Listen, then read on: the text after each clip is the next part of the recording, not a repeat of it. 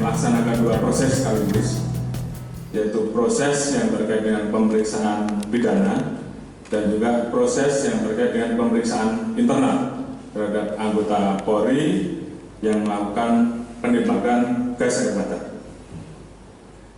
Terkait dengan pemeriksaan internal, kita telah memeriksa 31 orang personil. Ditemukan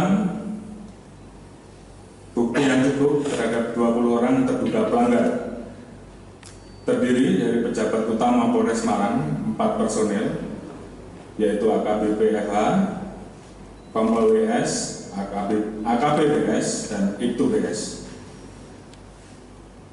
Perwira pengawas dan pengendali sebanyak 2 personil, yaitu AKBP AW dan AKP D. Kemudian atasan yang memerintahkan penembakan sebanyak 3 personil, AKP H, AKP US, dan AIB2BP. Personil yang menembakkan gas air mata di dalam stadion 11 personil.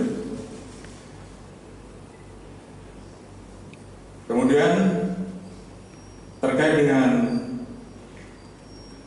temuan tersebut, tentunya setelah ini akan segera dilaksanakan proses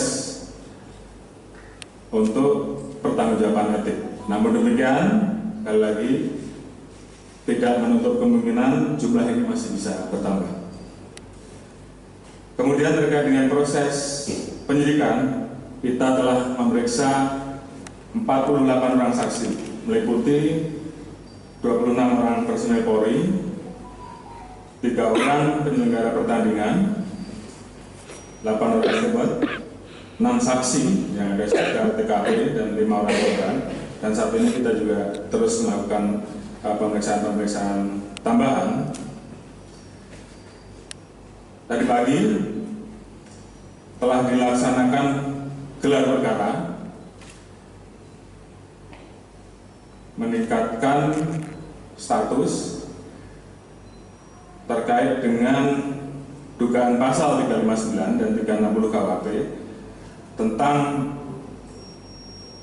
menyebabkan orang mati ataupun luka-luka berat karena kelapaan, dan pasal 103 ayat 1 untuk pasal 52 Undang-Undang Nomor 11 Tahun 2022 tentang keolahragaan. Berdasarkan gelar dan alat bukti permulaan yang cukup, maka ditetapkan saat ini 6 tersangka sebagai berikut. Yang pertama, Saudara Insinyur AHR, Direktur Utama PT LIB.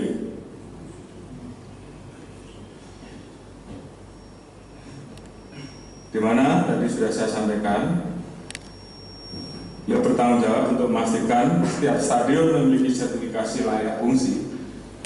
Namun pada saat menuju stadion LIB,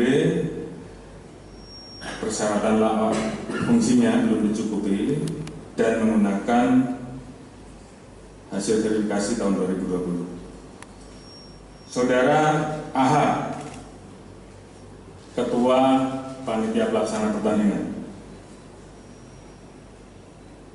Pasal sangkaan sama, 359 KUHP dan 360.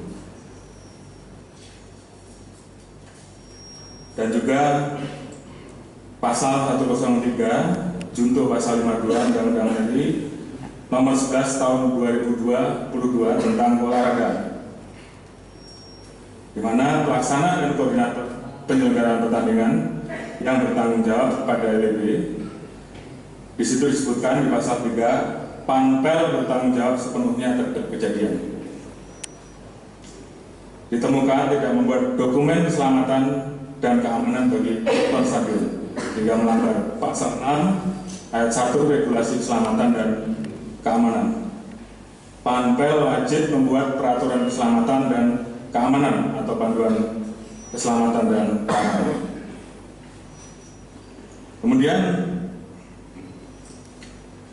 mengabaikan permintaan dari pihak keamanan dengan kondisi dan kapasitas stadion yang ada, terjadi penjualan tiket over capacity yang seharusnya 38 penonton namun dijual sebesar 42.000. Kemudian yang ketiga, Saudara SS selaku security officer, pasal yang dilanggar sama 359 KUHP dan pasal 360 dan atau pasal 103 junto pasal 52 Undang-Undang RI nomor 11 tahun 2022 tentang keolahragaan, di mana tidak membuat dokumen penilaian risiko, bertanggung jawab terhadap dokumen penilaian risiko untuk semua pertandingan, dan juga memerintahkan steward untuk meninggalkan pintu gerbang pada saat terjadi insiden, di mana sebenarnya steward harus standby di pintu-pintu tersebut, sehingga kemudian pintu tersebut tentunya bisa dilakukan upaya untuk membuka semaksimal mungkin, karena ditinggal dalam kondisi pintu terbuka masih separuh, dan ini yang menyebabkan penonton berdesak-desakan. Kemudian Saudara Wahyu SS, Kabako Polres Malang, melanggar pasal 359 KUHP atau pasal 360 KUHP yang bersangkutan mengetahui terkait adanya aturan FIFA tentang larangan penggunaan gas air mata. Namun yang bersangkutan tidak mencegah atau melarang pemakaian gas air mata pada saat pengamanan, tidak melakukan pengecekan langsung terkait dengan kelengkapan yang dibawa oleh personel.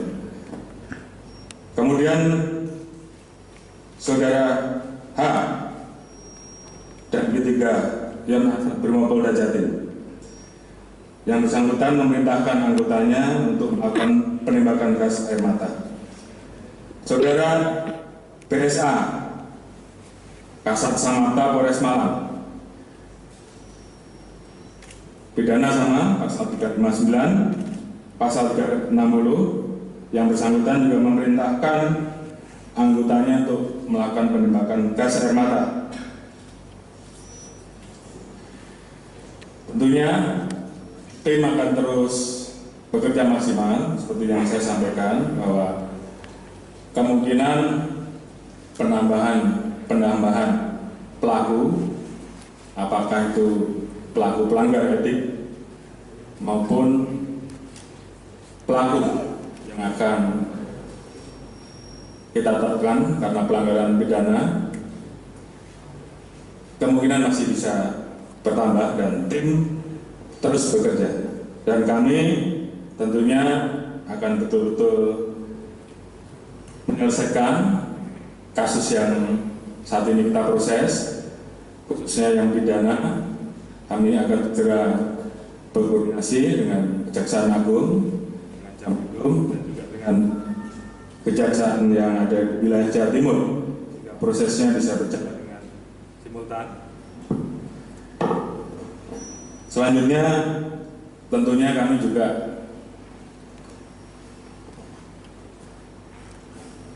ingin bahwa proses perjalanan pertandingan sepak bola ke depan akan semakin baik. Oleh karena itu kita akan mengeluarkan peraturan Kapolri terkait dengan manajemen pengamanan, khususnya kompetisi sepak bola dan manajemen penonton, sehingga kita harapkan ke depan penyelenggaraan akan berjalan dengan lebih baik dan tentunya pengamanannya juga akan lebih baik.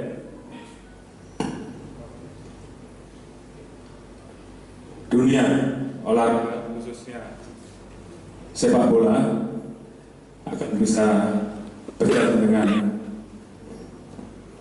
lancar, aman, apalagi kita akan menghadapi pegelaran, kita akan jadi tuan rumah di tahun 2023. Tentunya kami juga akan berkoordinasi untuk menyusun aturan-aturan, perbaikan-perbaikan, evaluasi dengan Kemenpora, Ketua Umum PSSI, dan juga pihak-pihak terkait dalam hal ini dari teman-teman perwakilan supporter dan juga para pemilik klub, sehingga ke depan kita bisa menyusun, memperbaiki manajemen terkait dengan pertandingan seperti apa yang disampaikan oleh Bapak Presiden, manajemen terkait dengan masalah pengamanan, manajemen terkait dengan keselamatan baik bagi pemain, ofisial maupun penonton. Mungkin beberapa hal itu yang bisa saya sampaikan. Tentunya perkembangan lanjut dengan proses investigasi yang kami laksanakan tentunya akan kita update. Ya, terima kasih. Assalamualaikum warahmatullahi wabarakatuh.